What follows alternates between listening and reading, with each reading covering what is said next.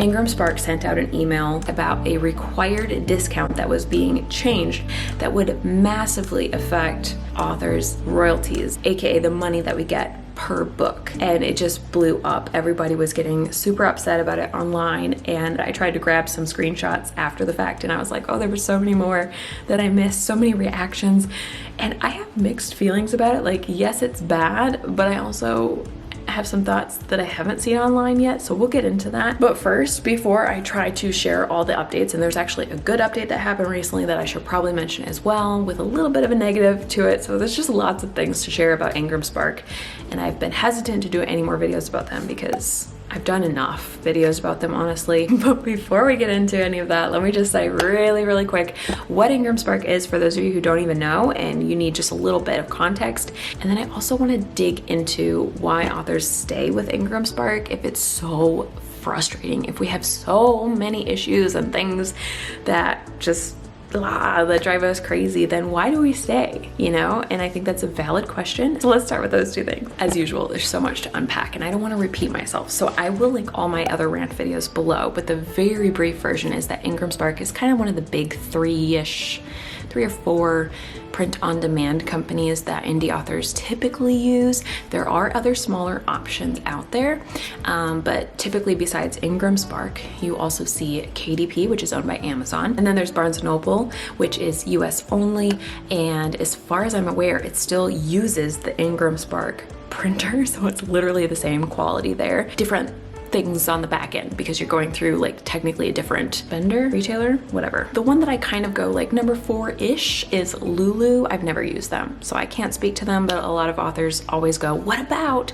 And I'm like, I don't know. I've heard a couple authors try them and it just seems like they're not quite at the same quality and speed and royalties. So those first three that I mentioned are kind of the big 3-ish that are kind of competing. And then there's a few others, like I think Baby I've heard of, and ones like that where it's not print on demand, it's actually print a large amount that comes to your home that you then have to sell from your home, which is a very different thing than print on demand, which let me just back up, because print on demand, in case you also don't know, that is when you can actually basically go through a company that prints each book as a customer orders it, and they do all the shipping and the mailing and all of that. So they obviously take like a good chunk of the profit to print and ship the books, and then also they take a cut for all the work that they're doing, right? So that's a whole other conversation. I'm gonna stop myself, but now what about INGRAMSPARK specifically? I actually have a little like pros and cons list here just to kind of give you a big picture overview. I've done comparisons like this before, like a big rant video. I'm gonna go very surface level and link those older videos below if you want to go deeper, if you want to hear my past horror stories and bad experiences. There's been some bad ones. Like I said, one of the biggest reasons that authors use this is the fact that they're one of the biggest print-on-demand companies. So obviously the biggest pro, honestly, by far, is how much distribution they have, which means they have access to like many different countries, but on top of that, different libraries and different bookstores will purchase from them. Versus probably closest competitor would be Amazon's KDP, which does print and ship to different countries. However, libraries, for example, can't order from Amazon, as far as I've been told anyway, and this might be a Minnesota thing, or it might be all libraries in the US. I have a feeling it might be all libraries, I don't know. But all that to say that even with Amazon being kind of a competitor with their distribution and being able to reach a lot of different countries, I think INGRAMSPARK still has the biggest reach by far with print books specifically, not ebooks. Print books. But again, I'm going on a tangent, so I will link my video on where I self-publish if you want to know more about that below. So that's the first pro, is the distribution. The second one would be the fact that they do hardcovers with jackets. This is super obvious. I think most of us as readers know what a hardcover is, and we know what it means when it has a jacket over the case laminate. Just for comparison again, I think the closest competitor in this area would be Barnes & Noble, potentially, and they do offer hardcovers with case laminate, but they're only US. If you want to have that global reach, INGRAMSPARK does technically beat them out. And then KDP recently added a hardcover option, which I'm super excited about. As you know, I've done videos on this, I've tested it out, it was super fun, and my collector's edition is through Amazon's KDP. It's amazing, I love it, but it does not have that jacket over the case laminate, and for a lot of authors, that's something that they really want, and so that kind of knocks KDP out of the running as well. Once again, there might be a few other runner-ups, but INGRAMSPARK is kind of the lead dog in the race. I don't know. Is that the saying? The third and final pro for IngramSpark, and reason that authors stick with them even through issues like this, are their pre-order option, again, for print books specifically. So really they have kind of the lead on print books, not ebooks. I'm really focusing on print here. And what I mean by that is currently on Amazon's KDP, you cannot do a print pre-order. Now, if they've changed the hardcovers recently, then I'm really hoping they're about to step it up in this area too, because then they'd be like right up there with IngramSpark. But again, the only other real competitor that I've noticed in this arena with pre-orders on print books is Barnes & Noble. And again, they're US only. So let me just pause here and give you a 30-second overview where I actually did step back from using IngramSpark. I was like, I'm done. I can't, I'm done. So what I did to essentially override this pre-order issue kind of, and still somewhat have pre-orders on my print books, something to offer readers before the release date, is that I did my pre-orders through Barnes & Noble. And again, I have videos on that. I'll link them below, but it turned out to be semi-helpful, but not really, because a lot of my readers want my books from Amazon, and Barnes & Noble is only on Barnes & Noble. They're not going to publish on their competitor, right? So again, the limitations versus IngramSpark is a kind of like a distribution company. There's a word for it. I'll put it on the screen because I cannot think of it right now, but they publish that print pre-order out to dozens of different companies. Dozens? I think there's a list on their website. I'll pop it on the screen. And so Amazon is one of them. So is Barnes & Noble. They also put you on the Target website. They put you on like Walmart website, all these different places overseas with your print book pre-orders. It's not promising that anyone will buy them. I just want to clarify that, because a lot of people are like, if I'm on IngramSpark, that means booksellers are going to put me in stores, right? No, it means that they can. If you say start selling thousands of books and they're like, oh, I think readers would want these, I'm going to add it to my store, but it's not a guarantee. So that was all the pros. Now let's get to the cons, which are on the bottom and the back side.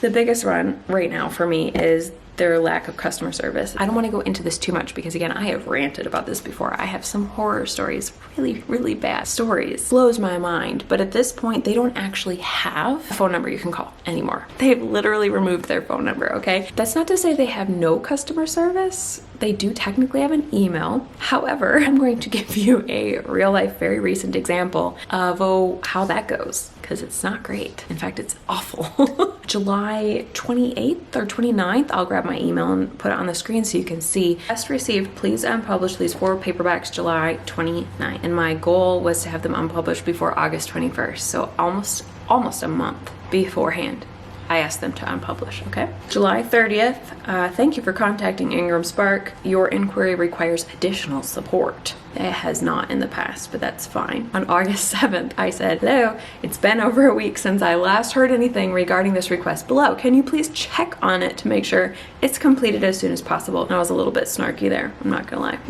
On August 7th, thank you for reaching out. I've submitted this request. Please allow 1 to 2 business days. Okay. All right. So I waited 3 or 4 business days. August 11th. Hi. I checked these ISBNs today and noticed they're still enabled for distribution. Hello. You know, I'm not the nicest person to IngramSpark. This is a quality example of their customer service. Same person I had originally talked to. Thank you for contacting IngramSpark. We've received your request. Your inquiry requires additional support. This is a copy paste email from the same person who already had sent it to me the first time back on July 30th. And this is August 12th. I don't even know what to say. All right, now we have on August 18th, thank you for reaching out with your request. We've started the process of removing distribution for your titles on August 8th. Typically, it takes 2 to 3 business days. And you can confirm, blah, blah, blah. You can pause to read if you want to, but this would probably be the most helpful email so far, where she says, please note if you still have orders printing from distributors and retailers, which I did, this time frame can be extended until the orders are fully printed and shipped out. So that's August 18th, right? Roughly, it's been 19 days since I asked, and they're saying that they're almost going to be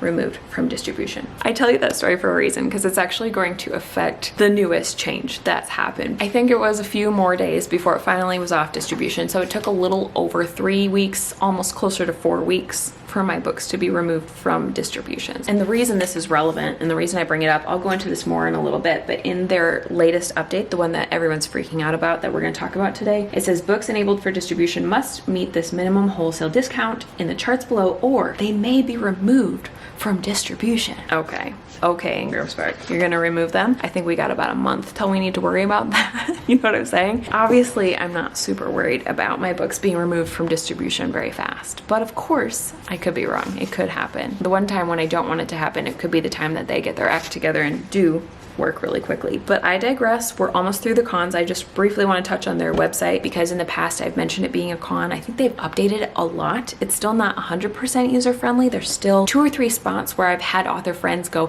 can you help me? What does this mean? I don't understand.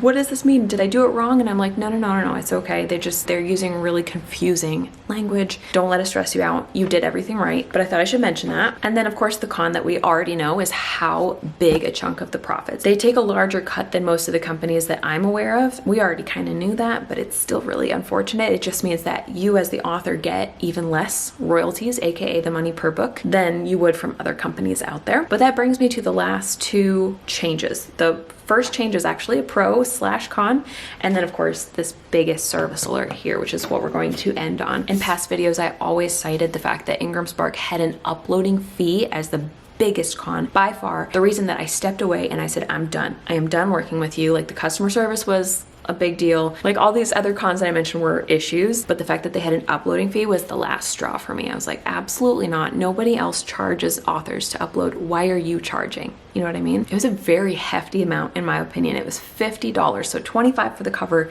and $25 for the interior to upload your book to INGRAMSPARK if you wanted to publish through them and have people buy your book. So like I said, this is somewhat good news. They got rid of their uploading fee. I was so excited, but I stopped and I did not do a video because I was like, I feel like there's some things I don't know. And so as I started digging into it more, and I still don't even feel like I know the full story, but I have learned that it's only the first 60 days, I believe. And then they do have an uploading fee again. So like, if you want to make changes, say for example, I upload a book and it's published, good to go, everything went fine, but I come back to it when book 2 is out because I want to update the back matter and say, here's the link to book 2 if you want to buy. You have to pay for that. You have to pay for this new changes. Or to give you a real life example, for me, I put my book, The Secret Curse, on pre-order for January 2024, but I did that back when The Secret Shadow book 2 came out. So book 2 came out in June 2023, and I put out book 3 on pre-order that same month. So the book is not done. I'm currently working on it right now. It's going amazing. It's going to be done definitely in time for January, but do I have the final book? No. So if I was uploading through INGRAMSPARK right now, I would have to upload a dummy file, which is really common. And then I would have to go and make those changes in, say, November, December, maybe even January at the latest before the book comes out. And obviously that's outside of 60 days, right? So I would again have to pay an uploading fee. So what seemed like this huge pro is not really. It's not. It's a good thing. I'm really happy about it, and it is the reason that I actually came back to INGRAMSPARK and I uploaded my new paperbacks on INGRAMSPARK. But I'm going to avoid changing my books at all costs. I'm going to avoid doing pre-orders until probably 60 days before the book comes out. So say maybe I'll put my newest series, the Queen's Rise series, on INGRAMSPARK. Great. I'm not going to do that until probably November 2023, 60 days before maybe even December, so that I have that window where I can change the book if I need to without paying anything. Does that make sense? The other hidden con to this pro is I just learned a few days ago that supposedly they take a percentage, a new percentage on top of everything else that they already took for their own profits, what goes into their pocket. I think it's a 1% fee, but I believe that going forward, that's the case for all books. But that said, what about all the books that we already paid that fee for? What about my whole backlist? I'm not getting that $50 per book back. So like I said, it's not as big of a pro as I thought it was going to be, but now we're finally at the last con, the newest con. So let's check out this email together. So this email went out on August 31st, which was yesterday. Certain booksellers and online retailers that purchase content through our wholesale distribution network now require that books purchased within the United States have a 40% minimum wholesale discount. Let me just pause really quick and try to show you, where is it? Under titles, I would think. Let's see, let me just grab the Stolen Kingdom. Okay, so you can find your wholesale discount. Let's see, not here, under print info, enabled for distribution. Where is it? Right here, under the print pricing. And you see how right now it says 30% for the US and then the other countries, the minimum that they had was 35%, okay? And so you can see my compensation on the right side here for each country and each, well, this is specifically for the Stolen Kingdom. This compensation changes based on what you decide to price your book, and also, very importantly, the size of the book. How many pages and how big is this book to print? Because the bigger the book, the more pages, the more money they're going to take out of your royalties for printing and shipping. So now what they're saying is that it's a 40% minimum. So essentially, I have to go in to this discount and click edit. I believe right there. See, the United States wholesale discount percentage must be a whole number between 40 and 55%. If you're like me and you're like, wait a minute, what does that even mean? It means you're basically making your book cheaper for booksellers to buy. And look at my compensation. Did you see how much that went down? This is where the talks are happening, is people are saying, well, there's just no way, like I need to raise my prices. So if I put in this new price here, let's see if it takes effect. Enter. Okay, and it's still not up to what my old compensation was, right? So if I raise my price even more, which I was planning on doing $15.99 once the book had been out a month, I was planning on raising it because the books are bigger now, and so my compensation is lower already. But just imagine this, for a $15.99 book, which is really $16, I'm making less than $3 per book. As somebody who put like a year's worth of time into this book, that's really depressing. It's like, I try not to think about it too much, honestly, because that's just really sad. Let's go back to the service alert, because I'm not sure if I have to change the others. It looks like I don't. So that's a plus. We're learning this together. I did not actually pay attention to that when I was reading, but it looks like wholesale discount has been adjusted to 40% for the United States, market effective August 31st. So the very day that they put this information out. Books enabled for distribution must meet the minimum wholesale discount levels outlined in the chart below, or they may be removed from distribution. Now you find me laughing at that, as you know from watching this video already. It feels like a joke. Like, okay, sure, remove me. I'm so worried. What do you need to do if you want your existing books to remain available in wholesale distribution? If you do not update your wholesale discount by October 30th, 2023, your books may be removed from wholesale distribution within the United States. I don't even know how to process this, honestly. Like, hold on. Let me scroll back up. Books enabled for distribution must meet this one, or they may be removed from distribution. Okay, so maybe they're talking about this same one right here. If you do not update by October 30th, your books may be removed. So everybody online is freaking out that like, oh my gosh, I have one day to make this change. And it does come across like, hey, if you don't change this right now, your books are out. We're not selling them anymore. Boom, effective now. That's how it comes across. Honestly, whoever wrote this email really needs some help with tech writing, because this is confusing as all get out. Kind of reminds me of their website, actually. Anyway, step 1, view a list of your affected books. Step 2, edit the wholesale discount information and click save. So one thing I do want to mention that another of my author friends pointed out is she was really anxious when there was this big yellow line here, because it seems like an error message. It's actually right here on the top right side. It says price not yet in effect, and that's all that means. Did you know over 70% of books printed and sold by INGRAMSPARK authors and publishers already have their wholesale discount set to at least 40%?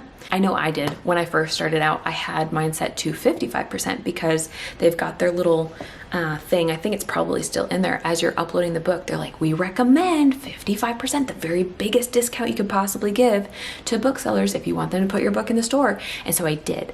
And then I made like pennies on my books when I did do my book signing through Barnes & Noble. And since then I changed the discount, as you saw, to 30%, the lowest possible that they would allow, and I still was able to get into bookstores. So I just want to throw that out there. It doesn't mean that they won't take you the way that they kind of, it makes you feel like, oh no, if I don't give them the biggest discount possible, they're not going to sell my book. And the truth is, number one, they probably won't sell your book anyway, because they only sell really big sellers. It's that simple. They're a business. I don't think there's any need to get upset about that. Just let's work on making ourselves really big bestsellers so that they will want to carry us. It's that simple, okay? But that said, when they do decide to carry your books, it is not affecting their decision to buy them nearly as much as people think, because they're planning to price the book to make their money back, right? I think that's obvious. A wholesale discount of at least 40% allows a book to be more attractive to large online retailers and bookstores for books they purchase from a wholesaler. That right there is what misled me and made me put my books at the top 55% discount, because I was like, wait, 55%? That's less, like that's half off. I'm allowing booksellers to buy my book for half what it costs. I think as an indie author, we don't need to be doing that. Like, sure, if you were a really big publishing company and you had the budget for that and you had this really big, like, global bookstore chain thing going on, I don't know, then sure. I mean, you can if you want to. It's just going to lower how much you actually make per book and what goes into your pocket. So it's up to you. What is a wholesale discount? This is valuable. If you want to pause the video and read this more closely, it's helpful to know. And this kind of language right here about the trade discount that most publishers choose to offer is 55%, blah, blah, blah. This is where my perspective comes into play that I don't think matches up with what I've been seeing online. Is I think we have to realize that INGRAMSPARK is not operating on an individual author by author basis. They don't have the indie mindset as much as they're supposed to be an indie author company. They still have that big trad pub mindset when it comes to printing and working with bookstores. And I can see what they're saying, that this has been the standard in the industry to do 55%. So for them to give us the option to do 30% or 40% is still better than the like standard in the industry. Honestly, not saying I love it, but like I just wanted to give that balanced perspective. So that's not like 1,000% related to this newest change, but a lot of authors' reactions to this change is, well, if the wholesale discount's going up and bringing my royalties down, then I have to raise the price of my book in response to bring the royalties back up, which is fair, and I think it's wise. And I think honestly it's something we need to do as authors, is to genuinely look at our prices and the economy changes and potentially have to raise our prices. I'm not saying we have to, that's a bad word. I'm saying we might want to. And want to is even not quite the right word, because I don't want to raise my prices. Like, I just did a free book sale and gave away book one of my series for free in ebook form because I want it to reach as many readers as possible. But there comes a time when, if we, as a lot of us do, want to continue writing books and make this like our job, whether part-time or full-time, then we need to have the books actually making an income. It's that simple. Simple doesn't necessarily mean easy though, because how much do we raise the price? And how do we know what is the right thing to do? And I remember talking with some author friends about this, a couple months ago, probably. I think it was when KDP was actually doing some things with their price changes too. And it ended up being a very tiny change that was like a few cents different. And so I didn't bother to raise my prices at that point. But I remember saying to those friends, I was like, I think it's something that we're going to have to do soon. Now I think it's sooner, where the prices of books are going to start to change. And what I told them is I think it's probably going to start happening in TradPub first. And then after traditional publishing starts raising their prices, which they're already higher than indie, I think we're going to see that trickle down into indie authors' books, and they're going to slowly raise. And it might take time, or it might start happening really fast when things like this go on. And I see a lot of authors reacting and being like, I'm sorry, got to raise my price. I think it's going to happen. I'm just being real with you guys. I'm not saying I love it. Obviously, nobody loves paying more. But I do think the one thing that's been overlooked in this is where it says at the very top, certain booksellers, probably Barnes & Noble, I'm just guessing, and online retailers, could be like Target, Walmart, I don't know, that purchase content through our wholesale distribution network now require this 40% minimum wholesale discount. So everybody who's reacting, your reaction's very valid. I just want to say that it's so valid. But I also want to point out that as mad at INGRAMSPARK as I usually am, it doesn't seem entirely their fault that these changes are happening. It seems like it's being pushed on them from, well, at least from the email, from certain booksellers and online retailers is how they're putting it. Now, do I think that they could have phrased it better, made it clearer? Yes. And do I think that they could have given us more advance notice? Yeah, that would have been good. But everybody's freaking out because it says effective August 31st, thinking that the changes had to be made on the 31st. But I actually think it was October 30th, like they say later on in the email. And so I just also wanted to point that out to you. If you've been like, oh my gosh, this change is happening now, I have one day, I think we actually have time. So that's encouraging-ish, I guess. I don't know. Did I cover everything? Here, I'm like, let's do a fast video, and here we are. But I think that's it. The good, the bad, the ugly. The good is that they removed the uploading fee. The bad is that it only lasts 60 days and they started taking that extra percentage. I think it's another 1% on top of it. And then of course the ugly is how they're forcing this higher wholesale discount on us, and how authors are making even less royalties per book unless we raise our prices, which is unfortunate. There's just no beating around the bush there. I don't know. I feel like there's no winning with INGRAMSPARK. Like, I literally just came back to them. I had not touched INGRAMSPARK. I did not upload any of the Queen's Rise series to INGRAMSPARK. I did Amazon and Barnes & Noble. As you know, I completely stepped back from INGRAMSPARK. I still wanted the royalties of the books I'd already paid to upload, so I let them be up there. And now, just when I come back, literally on August 21st, it was only a couple weeks ago, I put the new covers, the new Stolen Kingdom covers and books, obviously the books themselves, on INGRAMSPARK with the free uploading fee. And I was thinking to myself, wow, this is nice. I mean, as long as I don't have to change the books or as long as I make any changes in the next month or so, it's not bad. I was like, maybe I'll come back to INGRAMSPARK. Maybe I will put the Queen's Rise series on INGRAMSPARK again. Not until 60 days before the release, but I could have a small pre-order there, and then those books could become available globally. They could have the wider distribution. They could potentially be in bookstores now. I don't know if you noticed, but they were in my last Barnes & Noble book signing because I actually have been going through Barnes & Noble, but now they could be overseas and be more widely available. I don't know. I think INGRAMSPARK, if anybody from your company watches this, I think the best thing you could do would be to up your customer support and your people who write things. All the things that you write, there's just a lack of clarity that I think contributes to how many freaking emails you get. I think at one point, I can't remember if this was online or in an email I got, but somebody's like, we have a high, you know, that statement you put in all your emails, there's a higher volume than normal. It's always higher than normal because you don't get back to people. You're not timely. You don't answer things in a helpful way. Like, did you see the person repeat the same email they'd given me like 2 weeks before? And it was like a standard cut and paste email. And the lack of being on top of your customer service is causing you more issues on the back end. I could rant more, but I'm gonna stop. Let me know your thoughts, guys. I wanna know. Let's take a poll below. Are you using INGRAMSPARK now? Have you used them in the past? And are you going to use them in the future? Most important question right there. Do you think this changes anything for you? Or do you feel like, are you kind of like in my shoes where you're like, I'm annoyed, but I don't know what to do about it? I don't know.